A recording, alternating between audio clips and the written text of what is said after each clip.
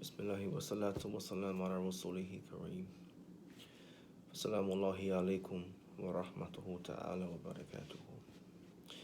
Brothers and sisters, I wish to discuss um, a serious topic right now, which is acquiring sacred knowledge. And I just want to point out a few things, in particular from with Ibn Qayyim Jawziyah. He made a point about how one should seek out sacred knowledge, and that, first and foremost, we go and we seek good qualified teachers. I understand in today's society, we don't have, a lot of us don't have the time to seek knowledge in a traditional manner, which is to go and find the qualified shuyukh and to sit and to take sacred ilm from them the way that they did in the past. But then in today's society, we have other options. You can get online universities, and there are some good ones that people can go to learn their deen, to learn their fardu ayn, to understand what is an obligation upon each individual who has reached mukallaf, who has reached the accountability stage, which is based from the Sharia. And with that, the ages, if one does not enter into puberty by the usual means of whether it's a wet dream or menses from a female, then the ages, they do differ based on the schools of thought in which one will be considered a mukallaf. And when we say the Sharia, I think that it's important that we understand that the schools of thought, there's not just one Sharia. I know that this is what is commonly understood, but in actuality, any one of these doors that we choose to seek knowledge from, this is the Sharia based off of that particular madhab. So Ibn Qayyim Jawziyah, what he said was, and I'm going to read, he said that there are six. Okay, al-ilmu ibadah. Okay, knowledge is worship. The knowledge is worship. And he said that there are six. So he said first is to ask good questions, or to ask questions in a good manner. First, we have to understand that there are no stupid questions. There are some questions, obviously, that one should try to avoid when it comes to the science of Aqidah, like asking, where is Allah, who is Allah. These type of questions right there, they're very problematic, and they can do more harm than good. We should believe that Allah is one and that Allah has no partners. We were told what to believe. We were told about our iman in the Quran and from the Prophet salawatu alayhi wasallam.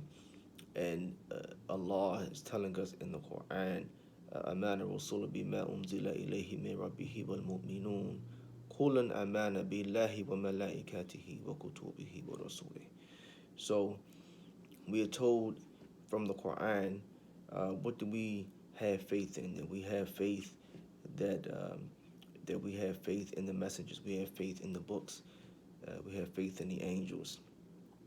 And then from that point on, then we grow from that to learn exactly how to implement our faith. Okay, so asking questions is a good thing. Next, he says to remain quiet and to listen. And I think that this one is kind of important because a lot of us, we like to try to debate with the shuyukh, right? We like to try to speak when we should be listening. right? So the ears should be closed, or I'm sorry, the ears should be open and the mouth should be closed. Whereas some of us would rather open up our mouths and shut our ears. Okay, I've said before that debating is only for the ulama. Debating is only for the people of knowledge. Okay, one who has not achieved a certain level of knowledge, then he or she is not in a position to debate because they do not know. Okay, so they should keep quiet and they should listen. And because something does not sound right to them, does not mean that it is not right. It just means that they have not achieved that level of education yet. Next, he says to understand well. This can go back to asking the questions because the only way to fully understand is to ask questions. Okay, we know that um, Imam Ali, radiallahu anh, he made a statement that he said that there are two types of people who will never benefit. He said those who are arrogant and those who do not ask questions, right? Because the people who do not ask questions, they will not get the full understanding. And those whom are arrogant, they think that they already know the answer, so they will not ask the question to begin with. Next, he said to memorize well. Memorizing here goes with understanding. It doesn't just mean to memorize. Okay, we should understand what we are memorizing. Okay, a hafid of Quran can memorize the entire Quran, alhamdulillah. But if he does not, or if she does not understand the Quran, what is Allah saying to that person? Knowledge is not just to be memorized. It's meant to be, applied. So we have to apply what we have learned, what we have memorized, and what we have safeguarded. Next, he says teaching. Teaching helps the memory. Okay, once you have acquired a certain level of knowledge, then you teach.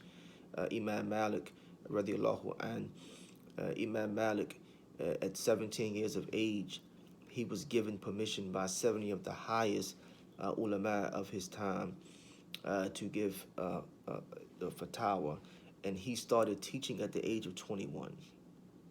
Okay, and next, what he says is stay within your limits. All right, even if you studied, everyone does not know everything. So it's not a problem with someone saying I don't know.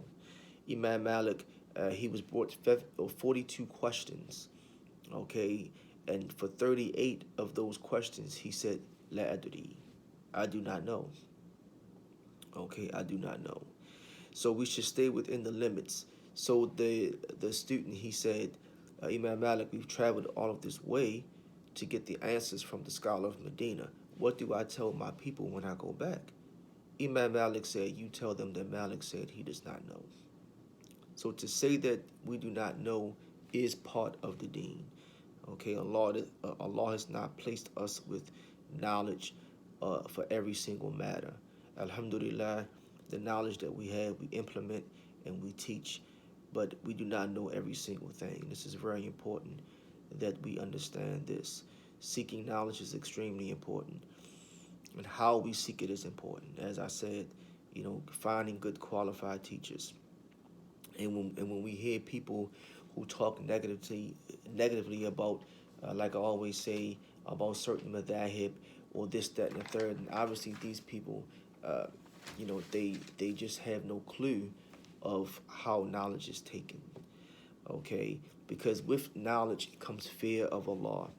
Fear of Allah doesn't necessarily mean that it's just about fearing His punishment, even though of course we should fear Allah's punishment. Allah tells us in the Quran we should fear His punishment. Allah is threatening us in the Quran as well, along with giving us good tidings. But to say I'm only going to obey Allah because I fear His punishments, then that's disrespect. Allah created us. Allah has given us bounties and bounties of mercy. So we should not just say that I'm gonna do these acts of ibadah because I fear Allah. I fear going to hellfire. I fear this. I fear that. We should fear displeasing our Creator, the one who has given us all. Nothing but mercy. Nothing but mercy. So that's what we should fear. And when it comes to certain things of hadith and certain things of following schools of particular thoughts, what we hear commonly is that people will say that, oh, this person is going against the hadith. You don't take the opinion of Imam Abu Hanifa or Imam Malik against a hadith. Normally, people who say things like this, they've not studied uh, intensely. They have not studied areas of, say, like usul fiqh or stuff like that. They don't understand the way that this process is taken. You never put the imam against the hadith. It's always the hadith against the hadith. That is the way that it should be. Okay, because hadith, the reason why they have these difference of opinions is because of the hadith in itself. So the hadith should go against the hadith, not the imam against the hadith. Okay, that's how that should be. You know, and as far as following a particular method, especially within the school of Medina, the reason, and when we say Sahaba, we don't normally say a person who has saw the Prophet, because there were some blind Sahaba. Okay, so we say that the people who were around the Prophet, and then some says that a companion is more than just that. A companion is someone who you would, they say that the companions were people who were actually in battles with the Prophet, not just a person who may have just seen him or just heard his voice or just been around him. These are differences of opinions um, about this. But Imam Malik's grandfather, he was a Sahabi. Okay, he was a Sahabi.